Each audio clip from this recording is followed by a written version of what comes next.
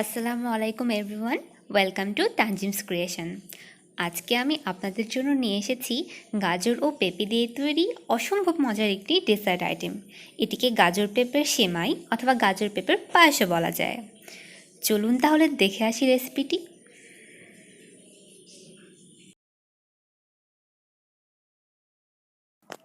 প্রথমে আমি একটি প্যানে প্রায় 1 লিটার পরিমাণ দুধ নিয়েছি। এই 1 লিটার দুধকে জাল দিয়ে ঘন করে আমি প্রায় অর্ধেক করে নেব।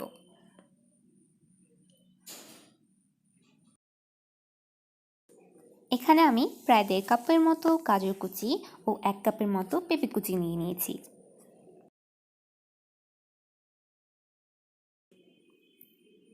এখানে আমি আরেকটি পাতিলে পানি গরম করে নিচ্ছি। এই গরম পানিতে আমি গাজর কুচিগুলো দিয়ে জাস্ট একটা বলক উঠিয়েই নামিয়ে ফেলবো।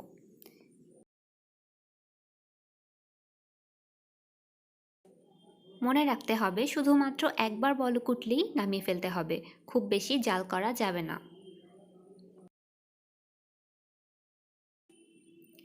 গাজর কুচিগুলো ভাপ দেওয়া হয়ে গেলে ঠিক সেই পানিতেই আবারও পেঁপে কুচিগুলো দিয়ে জাস্ট একটা বলক উঠিয়ে নামিয়ে ফেলতে হবে।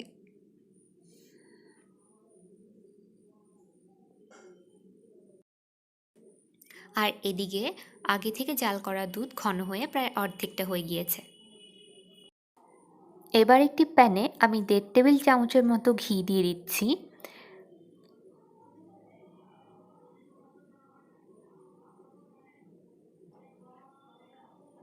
ঘি গরম হয়ে গেলে দিয়ে দিচ্ছি 2 এলাচ, 2 তেজপাতা ও 2 টুকরো দারুচিনি। এবার খুব ভালোভাবে এটিকে ভেজে নেব। ভাজা হয়ে গেলে আমি এর মধ্যে গাজর কুচিগুলো প্রথমে দিয়ে দিব।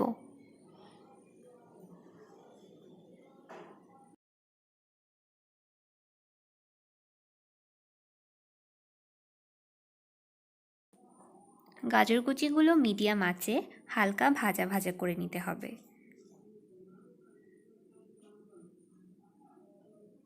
যখন হালকা ভাজা ভাজা হয়ে যাবে তখন আমি এর মধ্যে দিয়ে দিব আগে থেকে সেদ্ধ করে রাখা পেঁপে কুচি।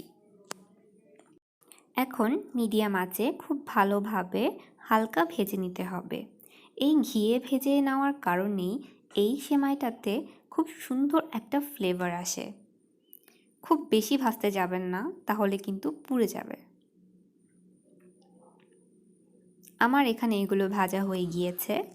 আমি এখন এতে দিয়ে দিব আগে থেকে ঘন করে রাখা দুধ। আমি এখানে 1 লিটার দুধকে আগে থেকে জাল দিয়ে হাফ লিটার করে নিয়েছিলাম।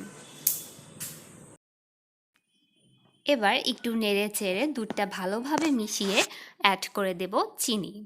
আমি এখানে প্রায় 1 কাপের মতো চিনি ব্যবহার করেছি। আপনারা আপনাদের মিষ্টির স্বাদ অনুযায়ী চিনি ব্যবহার করতে পারেন। এবার অপেক্ষা করব চিনির পানিটা শুকিয়ে আসা পর্যন্ত। চিনির পানিটা শুকিয়ে গেলেই হয়ে যাবে, কারণ দুধটা আমাদের আগে থেকেই ঘন করা ছিল। সো খুব বেশি জাল দেওয়ার দরকার নাই, একটু নেড়ে চেড়ে হালকা মিডিয়াম আঁচে অপেক্ষা করতে হবে চিনির পানিটা শুকিয়ে আসা পর্যন্ত। এই পর্যায়ে খুব ভালোভাবে বারবার নেড়ে চেড়ে দিতে হবে, যাতে কোনোভাবেই তলায় লেগে না যায়।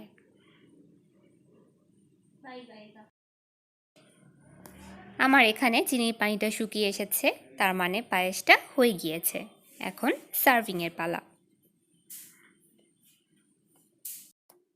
এরপর চুলা থেকে নামিয়ে সার্ভিং বোলে ঢেলে পছন্দ মতো বাদাম ও কিশমিশ দিয়ে পরিবেশন করতে পারেন গাজর ও পেঁপে দিয়ে তৈরি এই মজাদার ডেজার্টটি।